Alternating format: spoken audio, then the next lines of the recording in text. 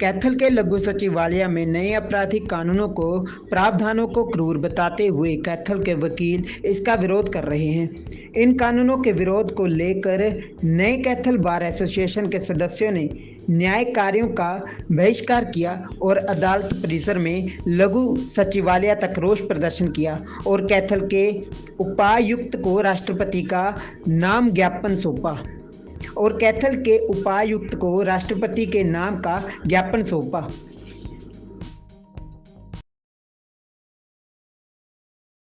Bar association Kaithal का एक delegation उपायुक्त महोदय को अपना ज्ञापन देने के लिए आए हैं और जो कि राष्ट्रपति जी को संबोधित है। हमारा सरकार से राष्ट्रपति जी से ये निवेदन है कि जो 3 नए कानून सरकार लेके आई है उनको वापस ले और जो पहले के कानून हैं आईपीसी, सीआरपीसी और एविडेंस एक्ट उसको लागू रखे, क्योंकि इन कानूनों में खामियां हैं और ऐसी खामियां हैं जिसमें कि न्यायपालिका की पावर्स को कम कर दिया गया है और पुलिस की पावर्स को बढ़ा दिया गया है। इससे भ्रष्टाचार बढ़ेगा और जो सरकार का और डिक्टेटरशिप वाला रवैया है उसमें जो लोकतंत्र में आम जनमानस सुरक्षित महसूस नहीं कर पाएगा। तो लगातार जो देश के मुख्य न्यायाधीश हैं वो इस कानून की सराहना कर रहे हैं, आपको एतराज़ क्यों है? देखिए, हम इस बात को नहीं समझ पाए कि सीजीआई जैसे बहुत ही इंटेलिजेंट हमारे जो उच्च पद पे है, सर्वोच्च पद पे हैं, उन्होंने किन परिस्थितियों में ऐसा बयान दिया।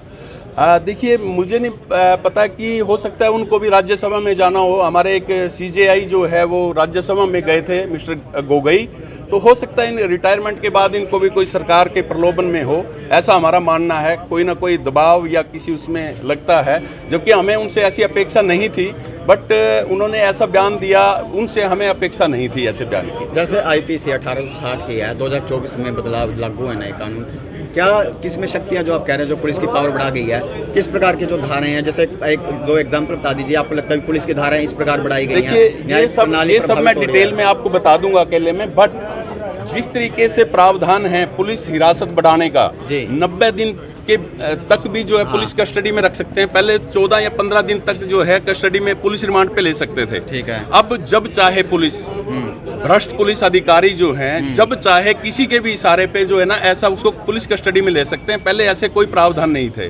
पहले जो है ना कुछ गाइडलाइंस दी गई थी, उन गाइडलाइंस के मुताबिक अक्यूज्ड को भी जो है ना कुछ नियमें शर्तें थी कि उनके फैमिली मेंबर्स को इन्फॉर्म करना था, उनको कुछ सुविधाएं मुहैया करवाई गई थी। अब ऐसा नहीं है, अब किसी को इन्फॉर्म करने की ज़रूरत नहीं है।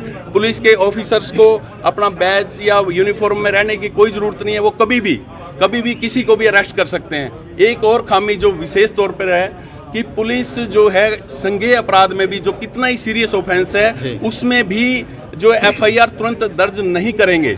ऐसा प्रावधान दिया कि उनमें जांच बैठाई जाएगी, जांच करेंगे, इंक्वायरी करेंगे। हमारे सीनियर एडवोकेट्स यहाँ पे उपस्थित हैं, सभी ने उसको अध्ययन किया, कानूनों को पढ़ा, पहले वाले कानून और अब में उनमें हमने तुलना करी और पाया कि ये कानून जो है लोकतंत्र में, डेमोक्रेसी में आम जन के लिए सेफ नहीं है, सुरक्षित नहीं है आम जनमानस। तो जैसे है तो उसमें अमेंडमेंट होकर उसमें सुधार हो सकता है और गुंजाइश भी रहती है हमेशा, लेकिन एकदम से ये बदल देने से तो सभी को, पब्लिक को भी, वकीलों को भी, जुडिशरी को भी, सभी को इसमें कितना जो वकील है जो प्रैक्टिस कर रहे हैं, कितना इफेक्ट पड़ रहा है कानूनों से? जो प्रैक्टिस करने वाले वकील हैं और आम जन हैं और जज साहब हैं, सभी को इनसे परेशानी होती है जी, क्योंकि जो पहले जो सेक्शन थे वो सभी को टिप्स पे थे, जुबानी याद थे।